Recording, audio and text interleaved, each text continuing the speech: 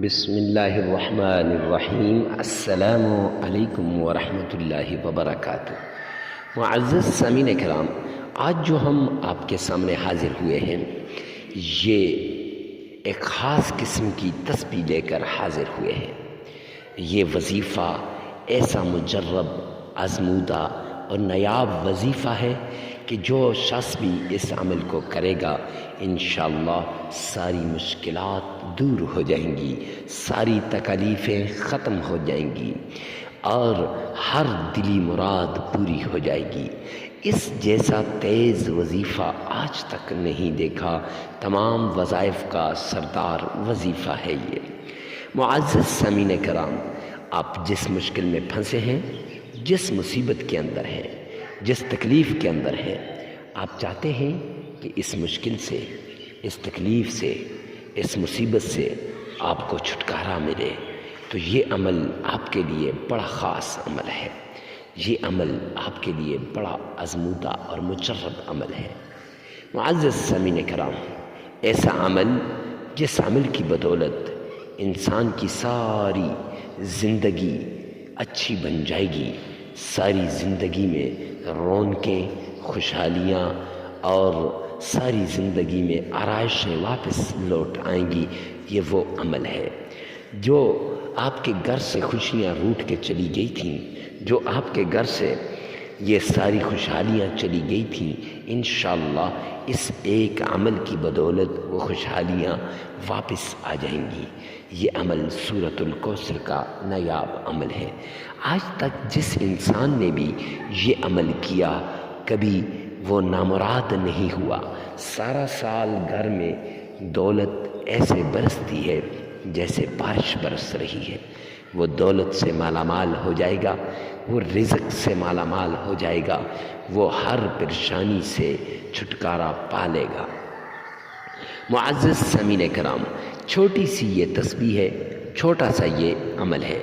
اس تسبیح کو کر لیں، اس عمل کو کر لیں، انشاءاللہ اس تسبیح کو کرنے والا ہمیشہ کامیاب و کامران رہے گا۔ تو آئیے بغیر کسی تمہید کے عمل کی طرف چلتے ہیں۔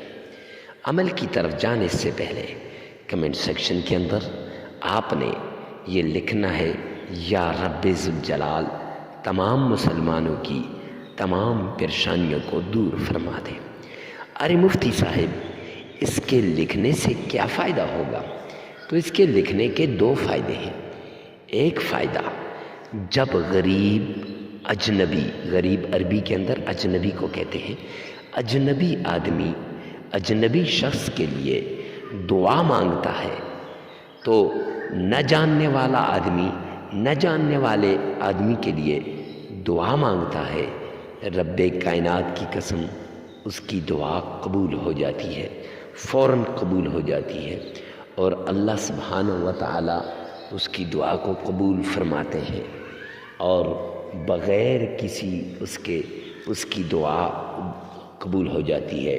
اور دوسری اس کی یہ ہے کہ دوسرا فائدہ یہ ہے، جب آپ جس کے لیے دعا مانگتے ہیں اس کے حق میں دعا قبول ہو یا نہ ہو، آپ کے لیے وہ دعا میرا رب قبول فرما دے گا۔ معزز سامعین کرام، تو یہ فائدے ہیں جو کمنٹ سیکشن میں لکھنے کے بعد آپ سب سے پہلے، اگر آپ ہمارے چینل پہ پہلی مرتبہ ہیں تو چینل کو سبسکرائب کرنا نہ بھولیے گا، ساتھ لگے ہوئے بیل آئیکن کو لازمی پریس کر دیں تاکہ ہر نئی آنے والی ویڈیو سب سے پہلے آپ تک پہنچے۔ معزز سامعین کرام، پھر اس کے بعد آپ نے صدقہ دینا ہے۔ صدقہ غریب، فقیر، مسکین اور محتاج کو ڈھونڈ ڈھونڈ کے صدقہ دینا ہے۔ ارے مفتی صاحب، ان لوگوں کو کیوں صدقہ دینا ہے؟ اس لیے کہ ضرورت مند انسان ہر پل، ہر آن، ہر گھڑی وہ اللہ سے مانگتا ہے، ربا اے کریم رحیم مولا، بھیجنا کوئی ایسا مسیحا جو میری ضروریات کو پورا کر دے۔ تو جب آپ صدقہ دیں گے غریب شخص کو، فقیر شخص کو، مسکین شخص کو، تو میرا رب اس سے آپ کو 2 فائدے دے گا۔ ایک فائدہ آپ کا صدقہ قبول ہو جائے گا، اور دوسرا فائدہ وہ غریب، اجنبی، وہ لاچار، ضرورت مند شخص اللہ سے دعا کرتا ہے کہ ربا میری ضرورتوں کو پورا فرما دے۔ اب جب آپ اسے صدقہ دیں گے تو اس کی ضرورتوں میں سے ایک ضرورت پوری ہو جائے گی۔ جب ضرورت پوری ہوگی تو میرے بھائی، حدیث پاک کے اندر آتا ہے، کسی مسلمان کی ایک ضرورت کو تم پورا کرو، میرا رب تمہاری 100 حاجات کو، 100 ضرورتوں کو پورا فرما دے گا۔ تو اس لیے آپ ضرورت مند کو دیں۔ اور دوسری بات، جب آپ ضرورت مند کی ضرورت کو پورا کریں گے، محتاج آدمی کی محتاجی کو دور کریں گے، تو اس سے اس کے دل سے دعا نکلے گی، اور وہ دعا سیدھا اللہ کے عرش پہ جاتی ہے۔ وَاحْتَزَلَ عَرْشُهُ، اللہ کا عرش جاننے کے باوجود ہلنے لگ جاتا ہے۔ میرا رب پوچھتا ہے، او میرے فرشتوں یہ کیا ہو رہا ہے؟ پھر فرشتے بتاتے ہیں، ربا یہ زمین پہ ایک فقیر، غریب، مسکین آدمی، وہ آپ کے لیے وہ اس نے ضرورت کو پورا کیا ہے آپ کی رضا کو حاصل کرنے کے لیے، اور اس ضرورت مند آدمی نے اسے دعا دی ہے۔ تو پھر میرا رب فرماتا ہے، میرے فرشتوں تم گواہ رہنا، میرے فرشتوں تم گواہ رہنا کہ یہ میں نے اس بندے کی ضرورتوں کو پورا کر دیا ہے، اور اس کی 100 حاجات کو پورا کر دیا ہے، اس کی 100 حاجات کو پورا کیا جاتا ہے۔ معزز سامعین کرام، اب صدقہ دینے کے بعد آپ نے آمنہ کے لال عبداللہ کے در یتیم جناب نبی کریم صلی اللہ علیہ وآلہ وسلم کی شان میں درود پاک پڑھنا ہے، محبت کے ساتھ، عقیدت کے ساتھ، الفت کے ساتھ، پیار کے ساتھ درود پاک پڑھنا ہے۔ جب آپ درود پاک پڑھیں گے، جب آپ محبت کے ساتھ درود پاک پڑھیں گے، عقیدت کے ساتھ درود پاک پڑھیں گے، تو انشاءاللہ درود پاک پڑھنے کی وجہ سے آپ کو میرا رب آپ کی ساری مشکلات کو دور کر دے گا۔ تو آئیے میرے ساتھ مل کر ایک بار آمنہ کے لال پر درود پاک بھیجیے۔ اللہم صلی علی محمد وعلی آل محمد کما صلیت علی ابراہیم وعلی آل ابراہیم انک حمید مجید۔ اللہم بارک علی محمد وعلی آل محمد کما بارکت علی ابراہیم وعلی آل ابراہیم انک حمید مجید۔ معزز سامعین کرام، یہ درود ابراہیمی ہے، اور اس درود ابراہیمی کو آپ نے 3 مرتبہ پڑھنا ہے۔ 3 مرتبہ آپ نے درود ابراہیمی کو پڑھنا ہے۔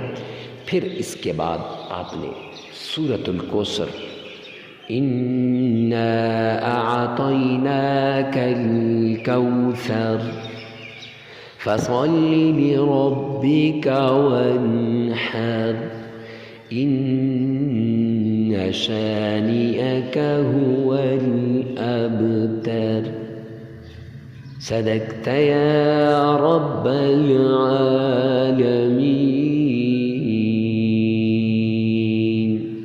یہ سورۃ الکوثر، اس سورہ کوثر کو آپ نے صرف 33 مرتبہ آپ نے پڑھنا ہے۔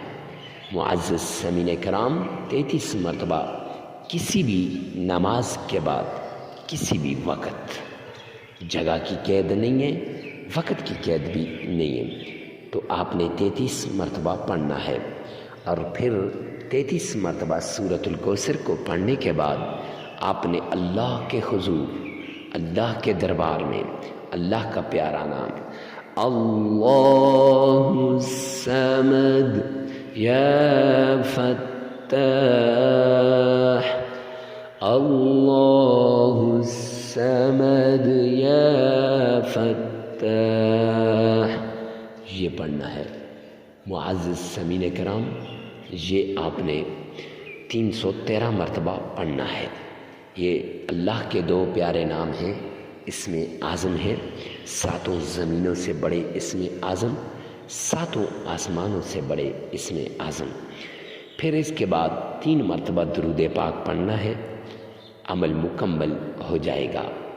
اس عمل کو کرنے والا کبھی نامراد نہیں ہوا، ہر پل، ہر آن، ہر گھڑی اللہ نے اس کی مرادوں کو پورا کیا ہے، اس کی حاجات کو پورا کیا ہے، اس کی ضرورتوں کو پورا کیا ہے۔ یہ عمل لگاتار 7 دن کرنے کا عمل ہے۔ ویڈیو کو ثواب کی نیت سے صدقہ جاریہ سمجھ کر شیئر کرنا مت بھولیے گا۔ والسلام۔